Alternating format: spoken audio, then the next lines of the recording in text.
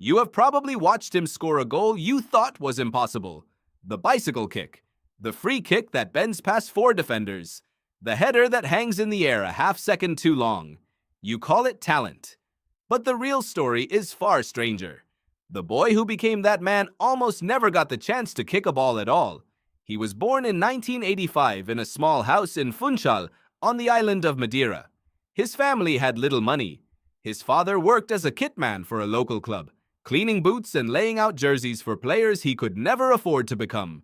There was no academy waiting for him, no scout circling his street, just a boy, a ball, and a hunger that nobody around him fully understood yet. At 12 years old, he left home, not for a holiday, for good. Sporting Lisbon had spotted something in him, and he moved across the country, away from his mother, his sisters, everything familiar, to live in a dormitory with strangers and chase a future that was nowhere close to guaranteed. Then came the moment that could have ended it before it began. As a teenager, doctors found that his heart was beating irregularly, racing far faster than it should.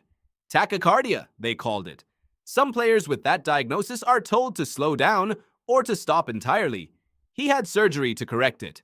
Weeks later, he was back on the pitch, as if his body had simply been waiting for permission to keep going. Here is the part most people skip past. He was not the most naturally gifted player in that academy. Coaches and teammates have said for years that what set him apart was not his first touch. It was what he did after everyone else went home. Extra sprints, extra weight sessions, extra free kicks taken alone on an empty field until the floodlights shut off. By the time Manchester United signed him in 2003, he was already a different athlete than the one who had arrived at Sporting years earlier, built almost entirely by his own discipline. Even then, the doubt did not disappear. Early commentators called him flashy, a player obsessed with tricks who would never deliver in the moments that mattered. So what did he do? He rebuilt his game. Fewer stepovers, more goals. By his last seasons at United, the doubters had quietly gone silent. In 2009, he moved to Real Madrid for a fee that broke the world transfer record at the time. There, he became the club's all-time leading scorer, won 4 Champions League titles, and collected Ballon d'Or that most players never even get nominated for. 5 of them now sit somewhere in his collection, alongside hundreds of records most fans cannot even list from memory. And the story still has not stopped.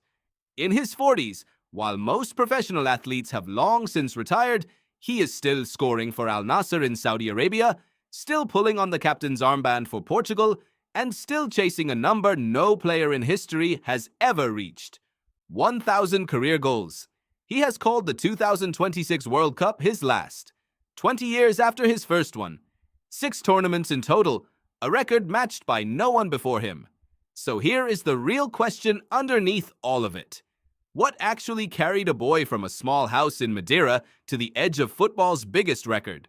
It was never just talent. Talent gets you noticed. It does not get you through heart surgery at 15, or empty fields at midnight, or 2 decades of staying one step ahead of athletes half your age.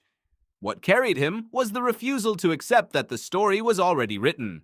The next time you watch him line up a free kick, remember that the hardest part of his story already happened, years before any camera was pointed at him.